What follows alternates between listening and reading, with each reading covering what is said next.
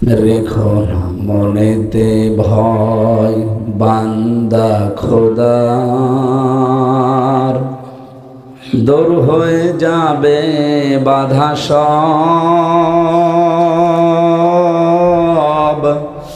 তোমার আমার এক মালিক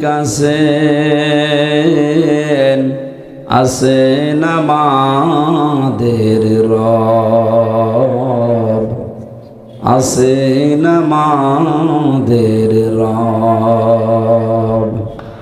পৃথিবীতে 3টা কাজে সওয়াব ডবল হয় আর 3টা কাজে গুনাহ ডবল হয়। 3টা কাজে সওয়াব বেশি হয়, ডবল হয় কোন কাজে? তার 1 নম্বরে কোরআনের জন্য যদি কেউ কষ্ট করে, ওই কষ্টের জন্য আল্লাহ তাকে সওয়াব ডবল দেবে। জিহাদের ময়দানে যদি কেউ কাজ করে, ওই জিহাদের কারণে আল্লাহ তার সওয়াব দেবেন ডবল। পরিবারস্থ লোকদের জন্য কোনো মানুষ যদি দুনিয়াতে কাজ করে, পরিবারের মুখে হালাল খাবার তুলে দেওয়ার জন্য যারা শ্রম দেয়, কষ্ট করে, আল্লাহ তাদেরও সওয়াব, উজরত, পারিশ্রমিক ডবল দেবেন। সিস্টেম অপর পৃষ্ঠায় দেখুন, এই দুনিয়াতে যারা 3টা অপরাধ করবে, ইউদাআফ লাহুল আযাবু ইয়াউমাল কিয়ামাহ ওয়া ইয়াখলুদ ফীহি মুহানা। সূরা ফুরকানের ভেতরে আছে ৭০ নম্বর আয়াতে আল্লাহ জানিয়েছেন, এই পৃথিবীর ময়দানে শেষ করার পরে কিয়ামতের দিন তাদের এই শাস্তিগুলো আমি আল্লাহ ডবল করে দেব এবং নিকৃষ্ট একটা জায়গায় অবস্থান করার জন্য তাদেরকে পাঠাবো, চিরকাল সেখানে তারা থাকবে। এই যে 3টা অপরাধের শাস্তি ডবল হবে, আমাদের জীবনে যেন এগুলো না আসে। ওয়াল্লাযীনা লা ইয়াদউনা মা'আল্লাহি ইলাহান আখার। 1 নম্বরে দুনিয়াতে যারা আল্লাহকে ডাকে কিন্তু তার পাশাপাশি অন্য কাউকে ডাকে। আপনি আল্লাহকে একেবারেই ডাকে না তা না। ওয়াল্লাযীনা লা ইয়াদউনা মা'আল্লাহ, মা মানে সঙ্গে সাথে, আল্লাহকে ডাকে ইলাহান আখারা, কিন্তু অন্য কাউকে এর সাথে তারা জুড়ে দেয়।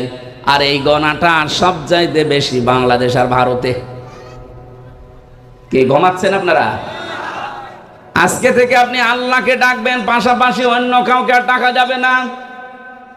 বিভিন্ন দরগায়, দুর্গায়, বিভিন্ন মাজারে, কত জায়গায় দেখবেন দরবারে আল্লাহকে ডাকছে, পাশাপাশি আর একজনকে জুড়ে দেয়। এটা ব্রাহ্মণবাড়িয়া, কুমিল্লা এলাকায় বেশি পাবেন। কিছুক্ষণ আল্লাহর নামে ডাকাডাকি করার পরে দেখবেন ইয়া আলী বাবা, শাহ আলী বাবা, কেল্লা বাবা, ফতে বাবা, খাজা বাবা, ন্যাংটা বাবা পর্যন্ত বলে। একটা মানুষ যদি ন্যাংটা হয়, ওরে দেখলে আপনি বাবা বলবেন না তাড়িয়ে দেবেন? এই যে আপনি আল্লাহর নামের পাশাপাশি কিছুক্ষণ পরে অন্য কাউকে ডাকলেন, আপনার শাস্তি ডবল হবে। আপনি বুঝে ডাকেন আর না বুঝে ডাকেন। যেহেতু এতদিন অনেকে জানতেন না, আজকে জানলেন। এমনকি সূরা আরাফের ভেতরে কড়া নিষেধ, ওয়ালিল্লাহিল আসমাউল হুসনা ফাদউহু বিহা ওয়া যারুল্লাযীনা ইলহিদুনা ফি আসমাই। সূরা আরাফের 181 নম্বর আয়াতে আছে, রব্বুল আলামিন বলেন, এই পৃথিবীর ময়দানে আমার বহু সুন্দর সুন্দর নাম আমি পাঠিয়েছি, ডাকো, যে নামে পারে ডাকো। কিন্তু সাবধান, আমার নামকে যারা ইলহাদ করে, যারা পরিবর্ধন করে দেয়, উল্টা পাল্টা করে ডাকে, তাদের সাথে ডাকবা না। এই জন্য আল্লাহকে ডাকতে হলে তার নির্ধারিত যে নামগুলো আছে, আল্লাহর নাম আছে তাফসিরের ভেতরে প্রায় 5000, আর ওই কায়দা পড়তে গিয়ে পাবেন কমপক্ষে 99টা। যে কোনো নামে আমরা ডাকতে পারি আল্লাহকে। ইয়া রহমান বলেন, ইয়া রহিম বলেন, ইয়া গফর বলেন, ইয়া গফফার বলেন, কিন্তু ইয়া আলী বাবা বলা যাবে? বলেন বলেন। আপনি আল্লাহর জিকির করতে হলেও স্পষ্টভাবে করবেন, এলহাদ যেন না হয়। আল্লাহু আকবার বলবেন, শুধু আকবার আকবার বলে জিকির নেই। সুবহান আল্লাহ বলে জিকির করা লাগবে, সুবহান সুবহান বলে কোনো জিকির নেই। আলহামদুলিল্লাহ, শুধু আলহামদ বলে হবে না। লা ইলাহা ইল্লাল্লাহ, লাইলা লাইলা কোনো জিকির নেই। আছে? বলেন বলেন। এই কালিমাকে খণ্ডন করা যাবে না, পুরাপুরি করবেন। লা ইলাহা ইল্লাল্লাহ, জবান খুলে কালিমাটা পড়েন। লা ইলাহা ইল্লাল্লাহ, লা ইলাহা, লা ইলাহা ইল্লাল্লাহ, লা ইলাহা ইল্লাল্লাহ মুহাম্মাদুর রাসূলুল্লাহ। জিকিরের যে 4টা শব্দ বললাম, যদি জিকির করতে চান জীবনে এই 4টা শব্দ দিয়ে করবেন। সুবহানাল্লাহ, আলহামদুলিল্লাহ, আল্লাহু আকবার, লা ইলাহা। এর বাইরে কোনো শব্দ নেই জিকিরের। যদি থাকে ওটা দোয়া দরুদ। আল্লাহর নামের ব্যাপারে কোনো ছাড় নেই। আমার মনে হয় এই টাঙ্গাইল, এরপরে ঢাকা এলাকা, এগুলো এই সমস্যাটা একটু কম আছে। তারপরেও সচেতন করলাম, যদি এরকম কোনো ভ্রান্ত ধারণায় কেউ থাকেন, আপনার শাস্তি কিন্তু ডবল হবে।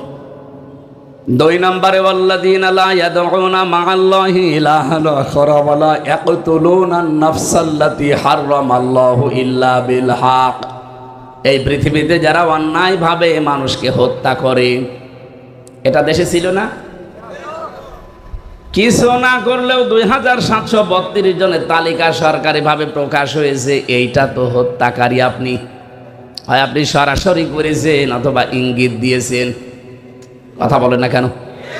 এই জন্য হত্যার সাথে যারা জড়িত তাদের শাস্তি ডবল হবে। এখান থেকে যদি পরিত্রাণ পেতে চান, যারা হত্যার সাথে জড়িত, এই 54 বছরের হিসাবে বলছি, যারা হত্যার সাথে জড়িত মানুষকে অন্যায়ভাবে, 1 নম্বরে আপনি 10 বছর, 20 বছর, 30 বছর জেল খাটলেই মাপ পাবেন না। এটা সরকারের হিসাব।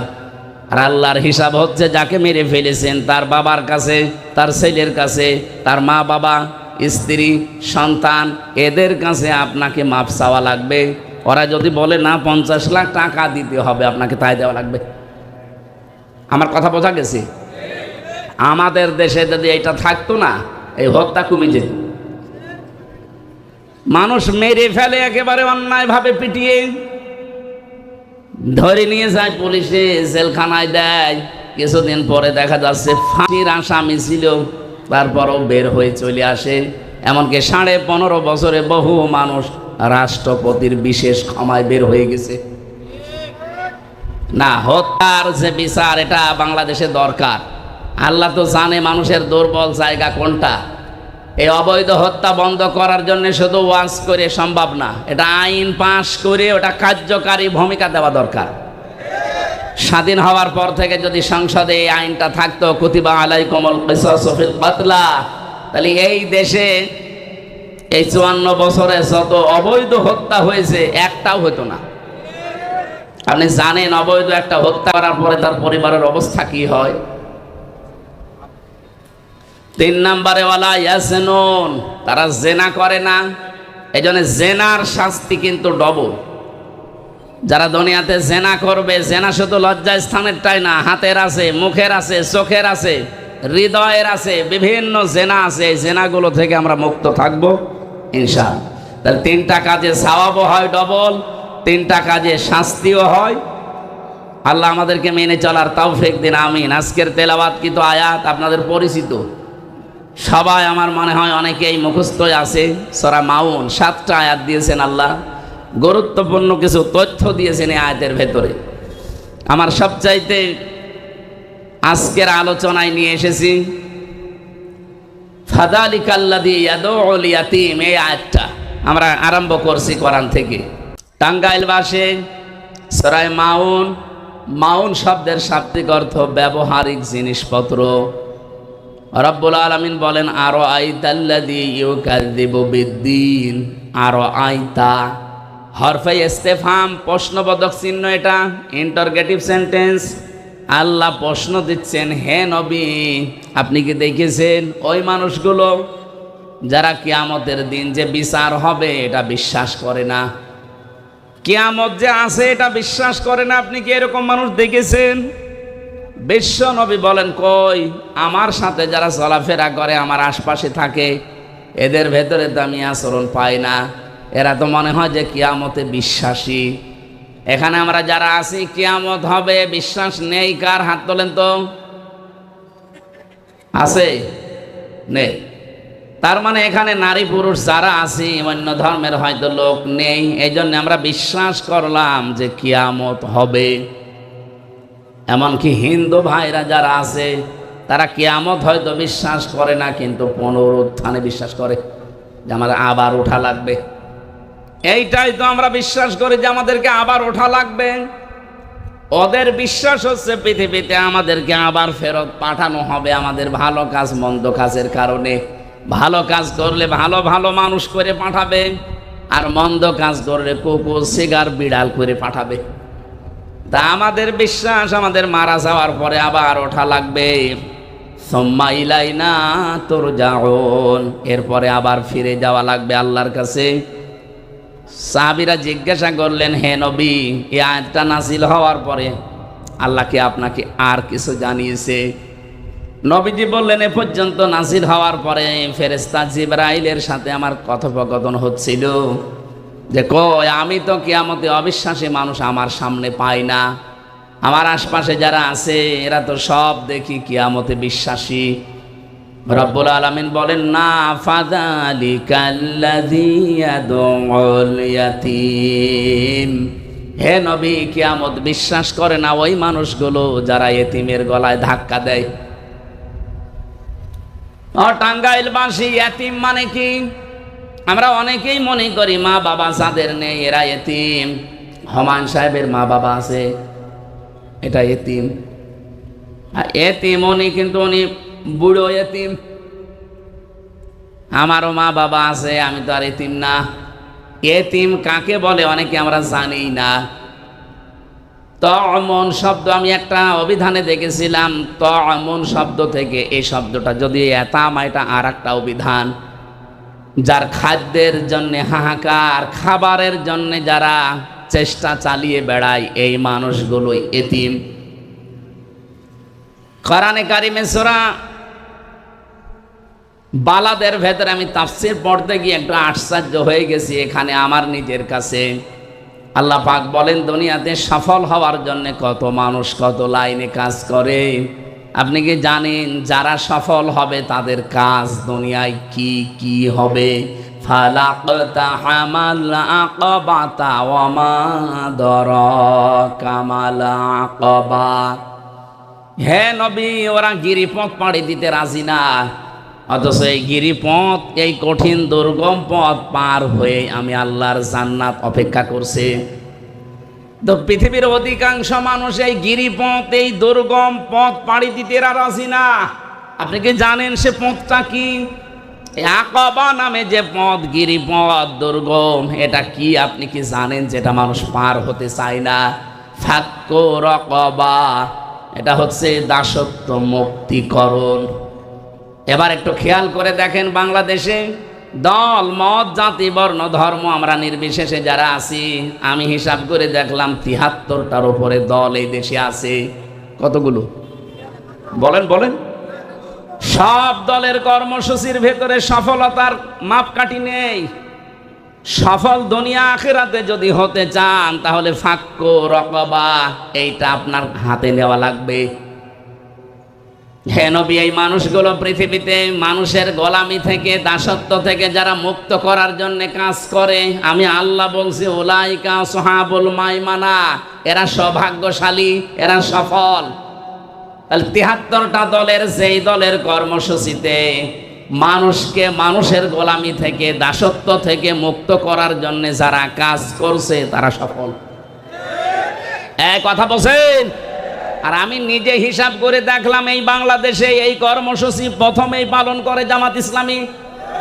এরা চায় মানুষকে মানুষের গোলামি থেকে, দাসত্ব থেকে মুক্ত করে আল্লাহর গোলাম বানাতে।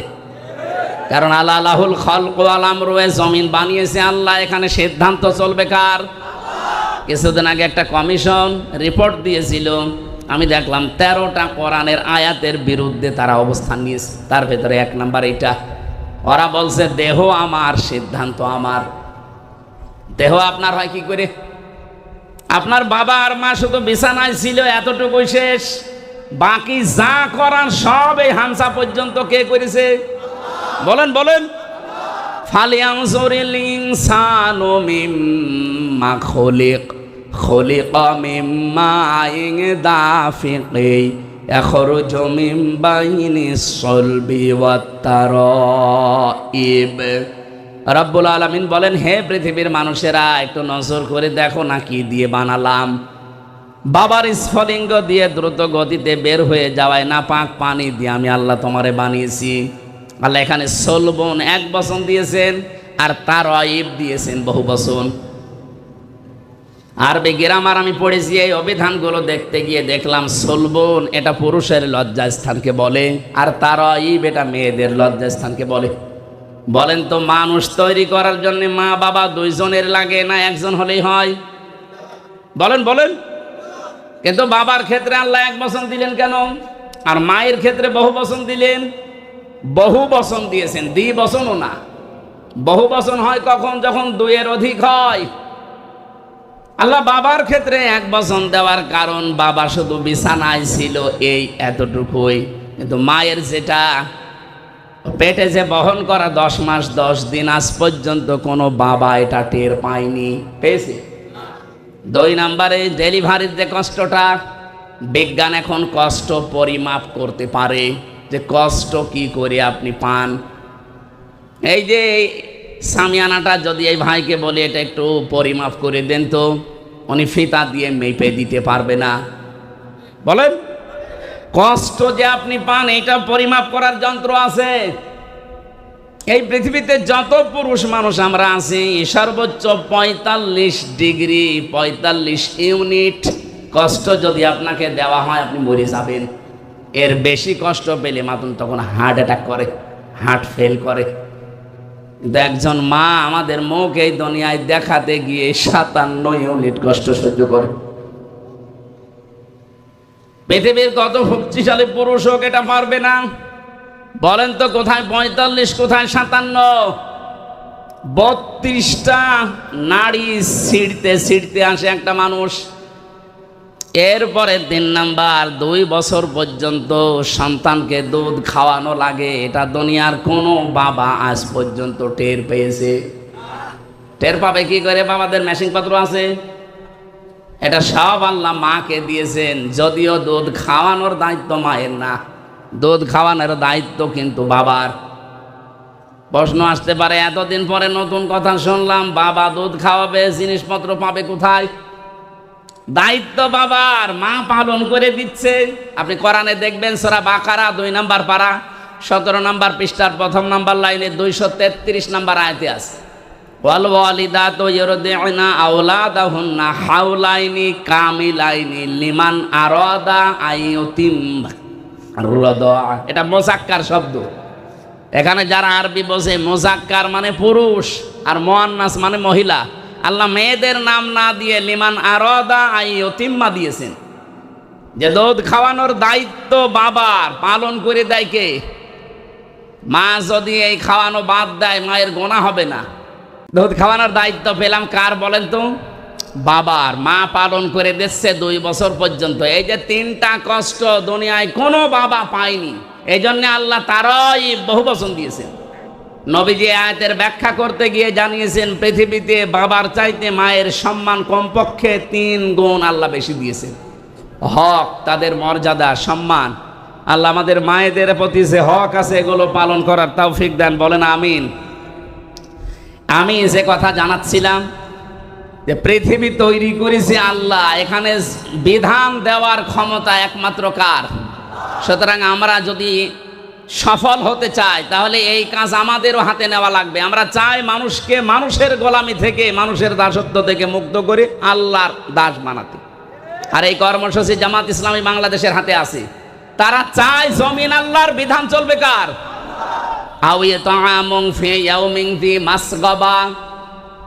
যে মানুষগুলো অসহায় নিঃস্ব, তাদের খাবারের ব্যবস্থা যারা করে, এই কর্মসূচিও আমরা দেখি যারা একামতে দিনের দায়িত্ব পালন করে তাদের আছে। আগস্টের 5 তারিখের পরে কত জায়গায় বন্যা, জলোচ্ছ্বাস, কত জায়গায় দুর্ভিক্ষ পর্যন্ত লেগেছিল ওই ফেনীতে, কুড়িগ্রামে। এই দেশে সবাই কম বেশি চেষ্টা চালিয়েছে, বাংলাদেশ জামাত ইসলামী সর্বোচ্চ নিয়ে গিয়ে গেছে। কারণ তারা জানে সফল হতে হলে এই কর্মসূচি হাতে নেওয়া লাগবে। আমিরে জামাতের কর্মজীবন দেখেননি আপনারা? এটা মুরব্বী মানুষ, 60, 62, 64 বছর বয়স, দাড়িগুলো পেকে, চুল পেকে সাদা হয়ে গেছে। এ পর্যন্ত পানির ভেতরে নেমে কুড়িগ্রামে, ফেনীতে খাবার দিয়ে বেড়াচ্ছে। একটা একটা করে এখানে 5টা কর্মসূচির কথা আছে। আমার যেহেতু আর একটা কাজ আছে, এই জন্য আমরা খুব তাড়াতাড়ি করছি। এখানে কিয়ামত তারা বিশ্বাস করে না যারা এতিমের গলায় ধাক্কা দেয়, এতিমের খাবারের ব্যবস্থা করে না। এতিমাংদা মাকরবা, নিকট আত্মীয়র ভেতরে যারা এতিম, অসহায়, এই মানুষগুলোর পেছনে পাশে দাঁড়ানোর কথা আল্লাহ জানিয়েছেন কোরআনে। এরপরে ফাযালিকাল্লাযী ইয়াদউল ইয়াতীম দেওয়ার পরে দিয়েছেন ওয়ালা ইয়াহুদ্দু আলা তুআমিল মিসকিন। হে নবী, যারা মিসকিনকে খাবার দেয় না, এখানে সাকান থেকে এসেছে শব্দটা। বসবাস করার জায়গা নেই যাদের, এই মানুষগুলোকে ঘরও নেই, এদেরকে মিসকিন বলা হয়। যারা মানুষের মাথা গোজার ঠাঁই তৈরি করে দেয়, কিন্তু বাস্তবতা আমরা দেখি অনেকের ঘর আরো কেড়ে নেয়। তার মাথা গোজার ঠাঁই তৈরি করে দেওয়া এতিম, অসহায় যারা মিসকিন, এই মানুষগুলোকে নিজে খাবার দেওয়া, খাবারের জন্য উৎসাহ তৈরি করা। এই কর্মসূচিগুলো আমরা দল মত নির্বিশেষে যেন হাতে নিতে পারি, তাহলে আপনি কিয়ামতে বিশ্বাসী। আর যদি এই কাজগুলো না করেন, আপনি যতই নামাজ পড়েন, রোজা রাখেন না, আপনি কিয়ামত বিশ্বাস করেন না। এরপরে যে কথাগুলো আছে, কঠিন কঠিন বিষয় দিয়েছেন। ফাযালিকাল্লাযী ইয়াদউল ইয়াতীম ওয়ালা ইয়াহুদ্দু আলা তুআমিল মিসকিন ফাওয়াইলুল লিল মুসাল্লিন। এক একটা আয়াতের ভেতরে হাজার হাজার কথা আছে। এ পৃথিবীতে আপনি হয়তো মারা যাবেন, কিন্তু যা লিখে যাবেন ওইটা তো আর মারা যায় না। কি ওটা মারা যায়? ওটা দিয়ে আফসোস করবে মানুষ। হাত্তা ইদা জাআতুহুমুস সাআতু বাগতাতান ক্বালু ইয়া হাসরাতানা আলা মা ফাররাতনা ফিহা। হঠাৎ করে যখন তাদের কাছে, এখানে সাআতুনের অর্থ দুইটা, একটা কিয়ামত আর একটা মৃত্যু। যখন মরণ চলে আসবে তাদের কাছে, তার পেছনের জীবনের দিকে একটু ঘাড় ঘুরিয়ে দেখবে আর আফসোস করবে যে কি পাঠিয়েছি। আহুম ইয়াহমিলুনা আওযারহুম আলা যুহুরিহিম। তারা কিয়ামতের ময়দানে বহন করে নিয়ে বেড়াবে তাদের পাপের বোঝাগুলো একটার পরে একটা। যেহেতু ঝাড় মানে বোঝা, আর আওজার এটা বহু বছর। এই জন্য লেখক যারা, সাংবাদিক যারা, ইউটিউবার যারা, এই সমস্ত মানুষদেরকে বলছি, যা লিখবেন, যা প্রচার করবেন, চিন্তা ভাবনা করে করেন। কারণ এইটাই আপনাকে জান্নাতে নিয়ে যাবে, অথবা এইটাই আপনাকে জাহান্নামে নিয়ে যাবে। আপনি একটু চিন্তা করেন তো, পৃথিবীতে সর্বপ্রথম কিন্তু আল্লাহ এই লিখা জিনিসের নাম দিয়েছেন কলম। পৃথিবীর সর্বপ্রথম তৈরি করা জিনিসের নাম কি? বলেন বলেন। আমরা অনেকে জানি যে আব্বালু মা খালাকাল্লাহু নূরি, সর্বপ্রথম আল্লাহ নবীর নূর বানিয়েছে। না, এটা জাল হাদিস। এটা হাদিসের নামে জালিয়াতি, অথবা এর সনদ মতন ঠিক নেই। এর মতন ঠিক থাকলেও সনদ ঠিক নেই। কথাটা কিন্তু ভালোই আছে, আব্বালু মা খালাকাল্লাহু নূরি, সর্বপ্রথম আল্লাহ নবীর নূর বানিয়েছে। কথাটা তো ভালোই লাগছে, কিন্তু কোরআন আর হাদিস বলে সর্বপ্রথম আল্লাহ কলম বানিয়েছে। কেন? আমি চিন্তা করে দেখেছি, পৃথিবীর যত ভালো কাজ আর মন্দ কাজের মূলে এই কলম। আব্দুল সালাম পিন্টু সাহেবকে 17 বছর এই যে অন্ধকার জীবনে রেখে দিয়েছিল একটা আবদ্ধ ঘরে। কি দিয়ে? কি কথা বলেন না কেন? আমার জীবনেও 3টা বছর কেড়ে নিল বিনা কারণে। কি দিয়ে? যারা জমি জাল দলিল করে নেয়। কি দিয়ে? না, এই এলাকায় মনে হয় জমি এখনো জাল দলিল হয় না। বহু মানুষ আছে, দেখতে ভালো লাগে, কিন্তু ভাইয়ের জমি আস্তে করে নিজের নামে জাল দলিল করে লিখে নিয়েছে। যারা এই যে শরিক ফাঁকি দেয়, নিজের ভাই হোক, বোন হোক, মেয়ে হোক, ফুফু হোক, শরিক যারা ফাঁকি দিয়েছেন, স্পষ্ট কথা, আপনার 2টা ক্ষতি হবে। ওই দিন থেকে কোনোদিন আর জীবনের কোনো ইবাদত আল্লাহর দরবারে কবুল হবে না। শরিক যারা ফাঁকি দেয়। একজন আবার হাত তালি দিচ্ছে, ও মনে হয় ঝামেলায় ভুগেছে। 2 নম্বরে, আপনি যখন মারা যাবেন, আপনার ঈমান নসিব হবে না, আপনি বেঈমান হয়ে মারা যাবেন। বলেন তো অন্য বছরের কথা বাদ দিলাম, এই 17 বছর যারা দায়িত্বে ছিল এরা কত কিছু মেরে খেয়েছে মানুষের, হয় ভাইয়েরটা, বোনেরটা, সন্তানেরটা, ফোফরটা, নয় জনগণেরটা। যারা জনগণের সম্পদও এভাবে মেরে খেয়েছেন, এক পদ্মা সেতু বানাতে যদি 1000 কোটি টাকা লাগে, আপনি টাকা নিয়েছেন 3000 কোটি টাকা, ওইটা দিয়ে আরও 3টা বানানো যেত। তো এইভাবে যারা আত্মসাৎ করলে, যেদিন এরকম কর্মকাণ্ডে আপনি জড়িত, ওই দিন থেকে আপনার জীবনের কিচ্ছু কবুল হয়নি আর। তাহলে আপনি হজ করেছেন, এই হজটা মাঠে মারা গেছে। এই কথা বললেন না কেন? আপনি মাদ্রাসা বানিয়েছেন, ও মাদ্রাসাও কবুল হয়নি। আপনি যা করেছেন দুনিয়ায় ভালো কাজ, ওই পর্যন্ত শেষ, আর আকাশে ওঠে না। 2 নম্বরে আপনি যখন মারা যাবেন, এই সম্পদগুলো তাকে ফেরত না দিয়ে, এই হক যদি আদায় না করে মারা যান, আপনি ঈমান পাবেন না, বেঈমান হয়ে মরবেন। তিরমিজি শরীফের এই হাদিসকে আমি বানিয়ে বললাম, জবাব দেন, বানিয়ে বললাম? আমাদের জীবনে যেন এর পুনরাবৃত্তি না ঘটে। আবার যারা করেছে তো করেছে, মরেছে, আমরা যেন আর না করি। নাকি আমরাও আবার করার জন্য প্রস্তুতি নেব? না, আমরা সতর্ক হব ইনশাআল্লাহ। অনেক মানুষ, এই যে মেয়েরা বিভিন্ন জায়গায় যারা বনের জমি মনে করে যে বনের জমি নাই, মাঠের তা দিলাম, বাড়িরটাও দেওয়া লাগবে। কেন? ওইটা কি আপনার বাবা জন্ম দেয়নি, নাকি ও কি ডাউনলোড করে নিয়ে এসেছে? আপনি বাবা জন্ম, এই জন্যে আপনার জমি সব জায়গায় পাবেন, বাড়ি পাবেন, মাঠে পাবেন। আর ও মেয়েটা, ওটা আপনার বোন না? ওরে আপনার বাবা জন্ম দেয়নি? ওরে শুধু মাঠেরটা দেবেন আর বাড়িরটা বলবেন তোর জন্য দোয়া করে দিলাম, যা আর মাঝে মাঝে আসবি। একটা কথা হইল, সাহাবা একরাম যখন জমি জায়গা বাড়ি ঘর ভাগ করতেন, খাবারের জন্য যে পানি খেতে গ্লাস লাগে, এই গ্লাস পর্যন্ত বোনকে ভাগ করে দিতে। এরকম মানুষ দেশে পাওয়া যায় খুব কম। এই কথা বললেন না কেন? আরে এইটা আসল জিনিস। নামাজ তো মানুষ এমনি পড়বে,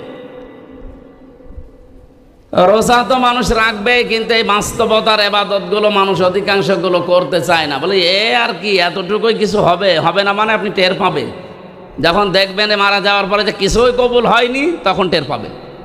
আল্লাহ আমাদেরকে তুমি বাঁচাও, বলেন আমিন। এই কলমের দ্বারা যত অপরাধ দুনিয়াতে হয়, পৃথিবীর অন্য কিছু দিয়ে এত অপরাধ হয় না। আর এই কলম দ্বারাও যত ভালো কাজ হয়, পৃথিবীর অন্য কিছু দিয়ে এত ভালো কাজ করা যায় না। হুমায়ুন আহমেদের নাম শোনেননি? এটা মনে হয় টাঙ্গাইল না? ওর বাড়ি ছিল মনে হয় নেত্রকোনা। উনি যতগুলো বই লিখেছে তার ভেতরে অন্যতম একটা বই পবিত্র ভালোবাসা। পড়েছেন কোনোদিন? আমি উপন্যাস পড়েছিলাম, পরবর্তীতে এটা দিয়ে সিনেমা বানিয়েছে। বাংলাদেশে নেকেট মহিলা যত আছে তার ভেতরে অন্যতম একজন, রাজশাহী বাড়ি, ওই মহিলাকে দিয়ে নায়িকা বানিয়েছে এবং নায়ক বানিয়েছে চট্টগ্রামের একজনকে দিয়ে। একটা হিন্দুর পাঠ দিয়েছে তারে, আর এই মুসলমান বোরকা পরা একটা মেয়ে, কলেজের ছাত্রী। আর এই হিন্দু এই ব্যাটার সাথে মন দেওয়া নেওয়া, শেষ পর্যন্ত তারা পালিয়ে বিয়ে করেছে। উনি লিখে মারা গেল।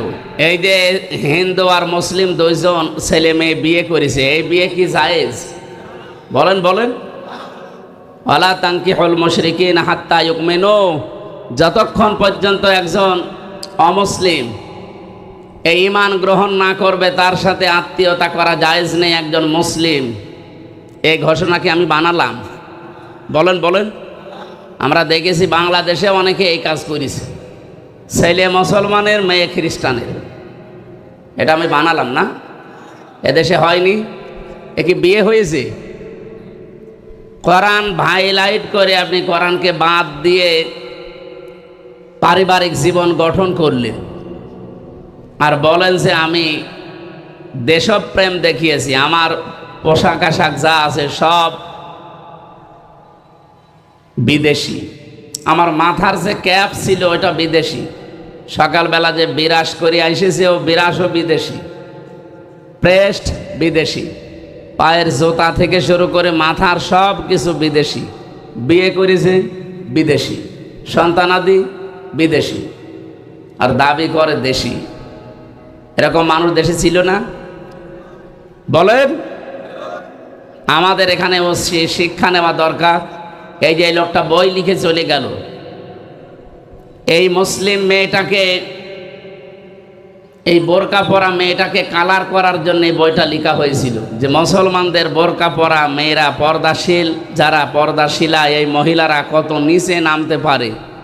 এই সিনেমাটা প্রায় 4,500 ভাষায় রূপান্তর হবে, বিভিন্ন দেশে যাবে, ডাবিং হয়ে ওই দেশের ভাষায় মানুষ দেখবে। মুসলমানরা নাই কিছু মনে করল না, কিন্তু অন্য ধর্মের যারা আছে, তারা ইসলাম যারা দেখতে পারে না, ওরা খারাপ ধারণা করবে না করবে না? যিনি লিখেছিলেন উনি তো মারা গেছে, কিন্তু এই লিখিত বই, এই নভেল, নাটক, সিনেমা কি মরে গেছে? এই যতদিন পর্যন্ত থাকবে, যত মানুষ ইসলাম এবং আল্লাহর এই বিধান পর্দা নিয়ে খারাপ ধারণা করবে, ওর আমল নামায় এই গোনাগুলো যেতেই থাকবে। আল্লাহ এই জন্যে ছাড় না দিয়ে আউঝার দিয়েছেন, যে আপনি হয়তো মারা যাবেন। আমার এই যে 33 বছর বয়স, 33 বছরে যদি আমি 33 মন গোনা করে মারা যাই, ওই গোনার বোঝা আল্লাহ আমার মাথার উপরে চাপিয়ে দিলে তো আমার বিচার শেষ হয়ে যাওয়ার কথা। কিন্তু আমার মাথার উপর যদি কিয়ামত আসতে আসতে 33,000 মন গোনা আল্লাহ চাপিয়ে দেয়, আমার কথার অর্থ বুঝেছেন? ওই যে উনি কলম দিয়ে যে লিখেছিল মারা গেল, উনি হয়তো মারা গেছে 70-80 বছর বয়সে, 80 মন গোনা নিয়ে। কিয়ামত আসতে আসতে এটা 80,000 মন হবে না? এরকম কোনো কাজে যেন আমরা জড়িত না হয়। খালি সাদগায়ে জারিয়ার নাম শুনি, এর পাশাপাশি যে গোনায়ে জারিয়াও আছে অনেকে আমরা জানি না। খালি সাদগায়ে জারিয়া আছে, গোনায়ে জারিয়া নেই। এজন্য আমার কথা ছিল, সর্বপ্রথম আল্লাহ যেহেতু কলম বানিয়েছে, আর কলম দিয়েই যত ভালো কাজ এবং মন্দ কাজের সূচনা হয়, আমরা কলমের ব্যবহার সঠিকভাবে করতে চাই। আগামীতে কোনো জায়গায় কোনো কিছু লিখলে সঠিকটা লিখবে।